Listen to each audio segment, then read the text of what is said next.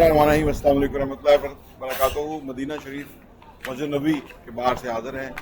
यहाँ पे बड़े ईमान अफरोज़ मनाज़र हैं, बड़े ख़ास अकीदतमंद लोग यहाँ पे हैं जो कि हर वक्त यहाँ पे एक जम्मे गफ़ीर है लोगों का। और ये वैसे जो दीन की किताबें पढ़ें तो उसमें इस तरह से है कि ये हौज़े कौसर है इनफैक्ट, कि यहाँ से लोग जो है ना वो पूरे दुनिया से आते हैं और यहाँ से वो हौज़े कौसर से अपनी प्यास बुझाते हैं और फिर उसके बाद चले जाते हैं। और फिर जाके ये जो बातें हैं, यहाँ की जो कैफियत हैं, यहाँ की जो रौनकें हैं, यहाँ की जो बरकतें हैं, वो लोगों के साथ बांटते हैं, शेयर करते हैं, अपने ख्यालात का इजहार करते हैं।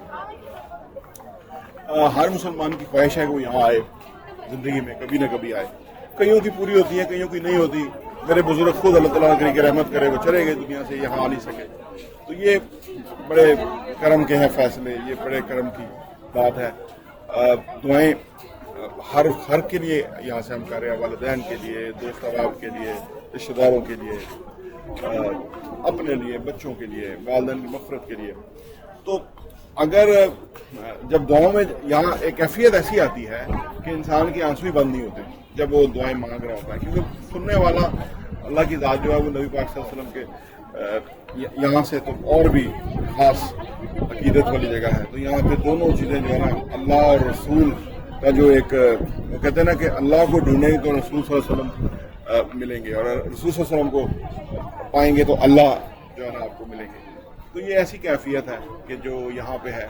और ये नमाज के लिए इतना फिर रश हो जाता है नमाज के लिए ना, कि ये जो इंतज़ामिया है इनकी भी बड़ी एक्सपर्टीज़ हो गई है। ये लोगों को किस तरह तीसरे फ्लोर पर पहुँचा देते हैं और किस तरह से उनको हर जगह जो है ना वो नेविगेट कर देते हैं जब इतना रश लोगों का होता है। तो वो आनन फान होता है, नमाज शुरू होने से चंद मिनट पहले, चंद सेकंड पहले ये सारा कुछ होता है। और ये जो छोटे छोटे बच्चे हैं इनको तो अंदाज़ा ही नहीं है कि ये कौन सी जगह है। और यहाँ पर नमाज के दौरान बच्चे जो हैं वो तंग पड़ जाते होंगे, ज़ाहिर सी बात है, क्योंकि वो शऊर की उस लेवल पे नहीं है। अगर वो जो भी शऊर की लेवल पे है, अगर वो 12-13 साल का बच्चा है तो वो तो इस माहौल में बहुत ही महव हो जाता है। और वो एक ऐसा जगह है, ऐसा ख़ास एरिया है कि जहाँ पे हर कोई बड़ा बाअदब तरीके से कोशिश करता है किसी को कोई ठोकर ना लग जाए, किसी को कोई धक्का ना लग जाए, किसी को कोई तकलीफ ना पहुंचे, क्योंकि ये मदीने वाले का दर है, ये सहूलत पहुंचाने का, माफ़ करने का वो है। तो अगर मैं वैसे इस्लामी किताबें भी कुछ लेके आया हूँ, उनके वाक़यात पढ़ते हैं तो बड़े ईमान अफरोज़ वाक़यात हैं। एक वाक़या अर्ज़ करता हूँ कि ऐसा इंतज़ाम हज़रत उमर रज़ी अल्लाह अन्हु के दौरे हुकूमत का वाक़या है कि एक ईसाई जो है वो इस रियासत के अंदर घोड़े बेचने के लिए आया। तो उसने महसूल अदा किया वहाँ पे और अंदर आया घोड़े बेचने के लिए। वापसी पे उसके कुछ घोड़े बिके, कुछ नहीं बिके।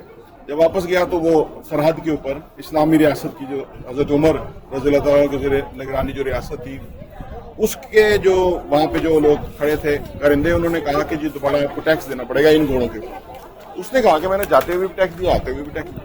वो वहाँ से उसने अपने नौकरों को कहा कि आप घोड़ों के पास ठहरे, मैं हज़रत उमर से ये शिकायत करके आया। वो आया, हज़रत उमर से मिला यहाँ पे, तो आपने कहा कि चलें इसका हो जाएगा, इस तरह उन्होंने आपने कुछ कहा।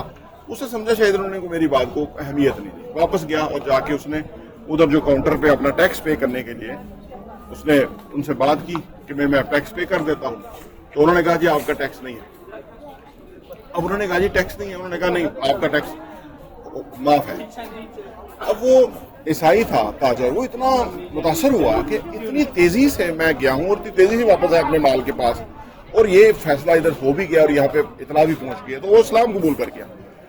यानी जो इंतज़ाम का जो लेवल है वो उस रियासत का जो हम देखते हैं, तो ये जो यहाँ भी इस वक्त जो निज़ाम चल रहा है, जिस तरह से यहाँ पे लोगों को, मेहमानों को ये टेक केयर कर रहे हैं, ये मुझे तो उसकी कंटिन्यूटी लगता है कि इसको डील करना, हैंडल करना बड़ा अच्छे तरीके से आता है।